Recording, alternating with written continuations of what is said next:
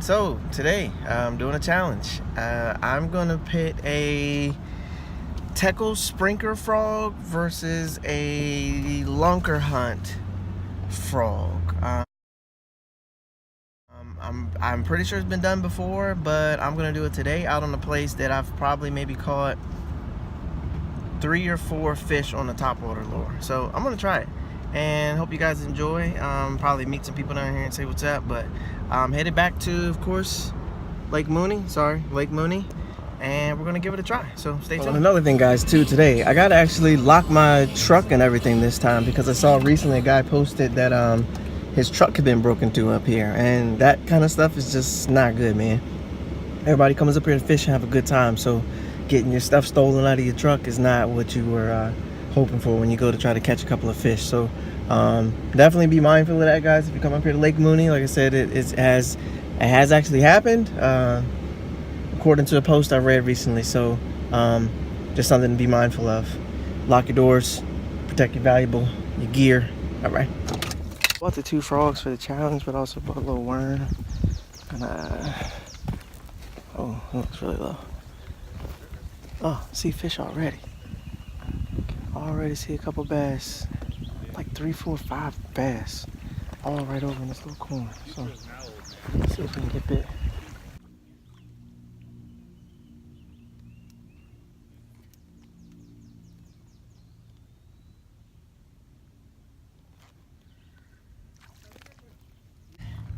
Trick.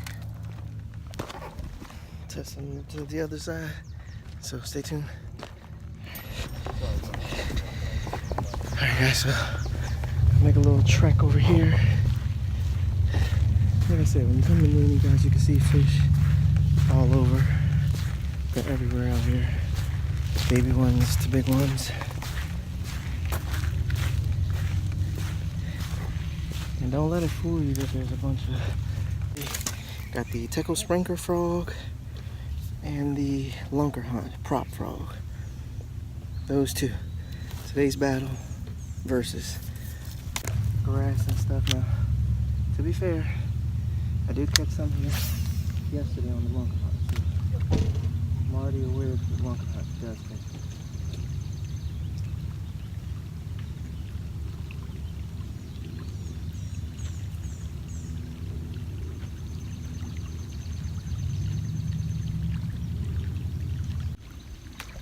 Ooh, just had one smash, it couldn't get it though. Too small.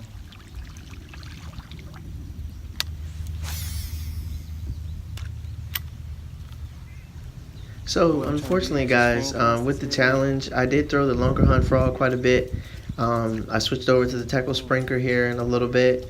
Only thing I did get was 1 blow up on the Lunker Hunt frog and nothing on the Teckle. Now, I will say this, as much as I love the Teckle Sprinkler, it's a great frog, it's really good. Action's great.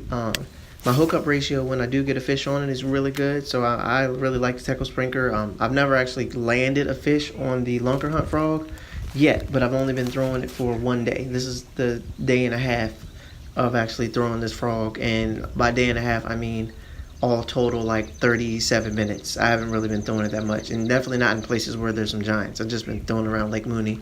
I did get 1 blow up on the Lunker Hunt frog, nothing on the Teckle Sprinkler. I will say this, of the two, the Lunker Hunt, the prop legs engage a lot quicker on it than the Teckle Sprinkler. So as long as when I actually throw it around some big fish, it can land and hold on to those fish. I had 2 blow up on it yesterday, and I couldn't get them to hang on because they weren't big enough. I had 1 hit it today, but no luck. So basically, if I can get the fish around the Lunker Hunt frog, around some good fish, I think it's actually going to be really good. The Teckle will be really good as well, but I did notice a huge issue with it when I cast it out, long cast. It took a while for that tail to engage and start spinning. So I was basically like ruining the spot by like trying to pop it in and out of the water to get the tail to spin, whereas the Lunker Hunt would go right away. So it just depends. Maybe something I gotta look at with a Teckle, but in my opinion, that Lunker Hunt, those spinning prop tails engage really quickly. They go right into action, and it's a really good lure. So I like that. And I still like the Teckle. Don't get me wrong. I know from the very first time I had it, I've always had an issue with the spinning tail engaging on it like right away. Like I'll throw it like right next to a piece of cover and be like, oh, this is it. I'm about to land a giant, and the tail won't spin, and the frog will just kind of drag his way across the water. So what I did is I turned into like a popping frog, and just like popped it if I got in the spot and I didn't want to ruin it. I would just pop it. So with that being said, that's pretty much it, guys, for the challenge. I didn't catch any fish on either, and I ended up switching over to the worm. So the rest of this video is just going to be me catching fish on the worm and moving around Lake Mooney, having a lot of fun catching fish on the worm. So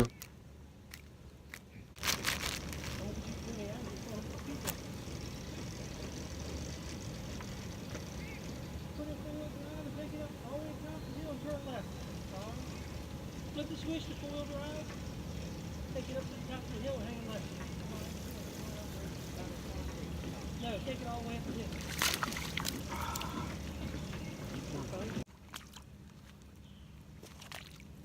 Parking brake.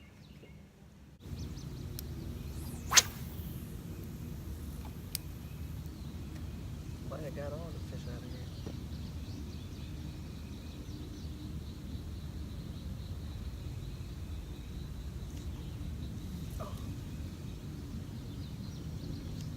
On it.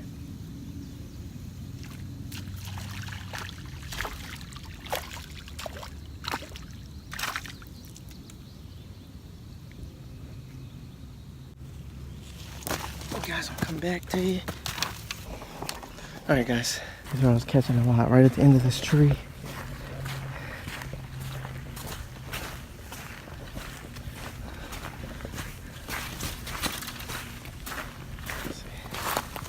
All those little bass hanging out in there. Or not bass, all those little fish. All up in that tree. It's pretty cool.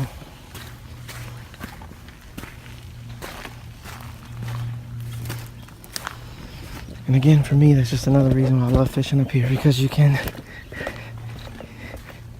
like I just saw a bass swim out from that rock. There's a couple of bass right there. Let's see if I can get these guys.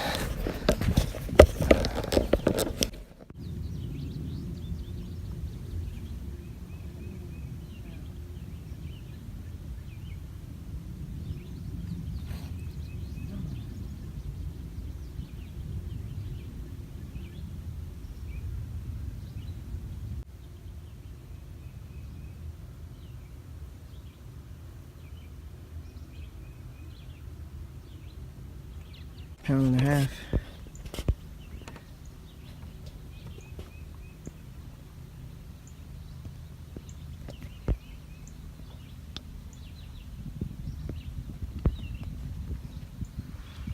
Just sitting there.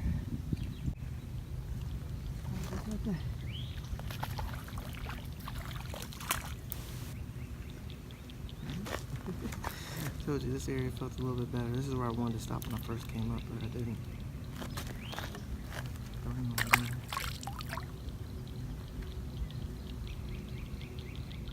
Alright, guys, I didn't do an outro on the water, but I did want to do a little bit quick talk about my setup. So this is my Cadence CR5 rod paired up with my Cadence CS8 reel. I like to pair that up with 6-pound line.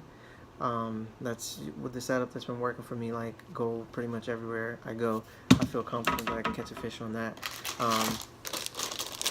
This is my go-to worm. I'm typically throwing on a shaky head, but I will gladly throw it on this other setup too, which is my wacky jig head setup. It's a zoom shaky head worm. Take your pick on color. It really doesn't matter. Just make sure it matches the water clarity that you're fishing. Or like today, I was fishing crystal clear water and I was throwing June bug. And I caught well over 10, 12 bass. It's more so the setup and the action than it is the color in these places. They'll come get it no matter what color I throw. The hook I'm using is a wacky. I almost got attacked. Wacky jig head. Here has a weed guard on it, which is why I was a little bit comfortable throwing around some of that wood, but not quite super comfortable. But this is the setup. I believe it's a 1/16 ounce. If I had to guess, sometimes I use 1/32. I rarely use 1/8, but I believe 1/16 is my go-to. And then what I do is I rig it up on here like this. So I take the worm. Talked to the guys a little bit about it in my last video. Take the worm, just kind of put it in the middle there, make sure it's on there good, and like that. and then basically that's it. And then when it falls down, it goes like this. This part flips down, and it kind of goes like this. The worm kind of comes up this way, and it goes down like this. So it looks like something is swimming along. It'll come. I mean, literally any fish I see, if I can see the fish and I can throw this at it, I can more than likely 9 out of 10 times I'll catch it. That's how I did today. I caught 2 or 3 fish just looking at them. The rest I caught just casting, making long casts, letting it sink down to the bottom, and then retrieving nice and soft. Typically when I fish this, I don't typically move it like aggressively kind of through the water. I kind of just ease it through, because basically if I'm coming over little pieces of cover, I like to be able to feel when it comes over a limb, drops down, because I can kind of know when the bite's coming. If it comes over a limb and drops down, does this little action, I know typically I can get bit. So that's the setup here today. Cadence, this, and this. So I want to talk a little bit about that, guys. Alright, thanks again for watching, and hope you enjoy. Peace, peace.